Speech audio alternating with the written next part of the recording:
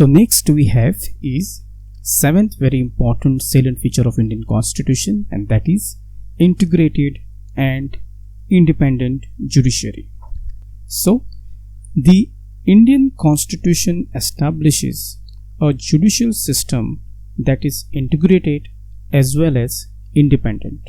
So the first very important point to understand here, that in the Indian context, when we talk about our judiciary system, our judicial system is established as an integrated as well as independent system. That means our judiciary is independent in nature to some extent as well as it is integrated together. जब हम integrated और independent judiciary की बात करते हैं तब हमें यह समझना है कि हमारा जो कॉन्स्टिट्यूशन है, जो कॉन्स्टिट्यूशन जब बनाया गया और उसमें जुडिशरी सिस्टम के बारे में लिखा गया, तो एक बात बहुत सिंपल तरीके से लिखी गई थी कि हमारा जुडिशरी सिस्टम जो रहेगा वो इंडिपेंडेंट रहेगा, इसके साथ साथ वो इंटीग्रेटेड भी रहेगा. So this is a very important point to understand when it comes to integration as well as independence of judiciary system. Now let us understand how it is integrated as well as how it is independent.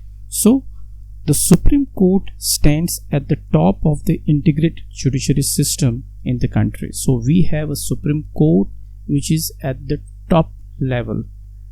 There is nobody beyond Supreme Court. It is a Supreme Court in entire India, and it enjoys certain amount of freedom, certain amount of powers, being an Supreme Court of the country. जो सबसे ऊपरी पायदान पर जो court है हमारा, वो है हमारा सुप्रीम कोर्ट. और सुप्रीम कोर्ट को बहुत से सारे पावर्स है, बहुत सी आज़ादी है, जैसे जुडिशियल रिव्यू करने का पावर, सिमिलरली सू मोटो अधिकार लेने का पावर, ये सुप्रीम कोर्ट के पास है. और जो माननीय सुप्रीम कोर्ट है वो बहुत बहुत इम्पोर्टेंट इंस्टीट्यूशन है हमारे डेमोक्रेसी का, क्योंकि नॉर्मली देखा जाए कि जब भी हम अपनी आशा खो देते हैं हमारे सिस्टम में कभी कभी, तो जो लास्ट एक होप रहता है वो हमेशा सुप्रीम कोर्ट ही रहता है.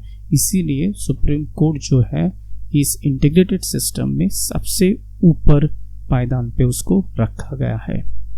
उसके नीचे below it we have there are high courts at the state level, and below Supreme Court we have various high courts at all the states level. In fact, every state have their own independent high court. So here comes the independence of court system. Now there are certain states, they may not have their own high court. So we have a system wherein 2-3 small states have been clubbed together and they have got integrated high court.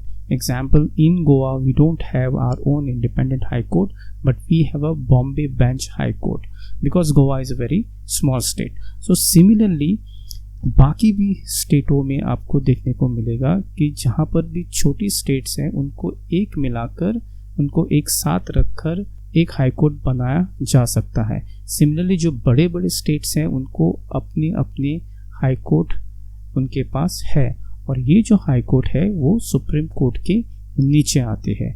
और that is all about the second layer of our integrated judiciary.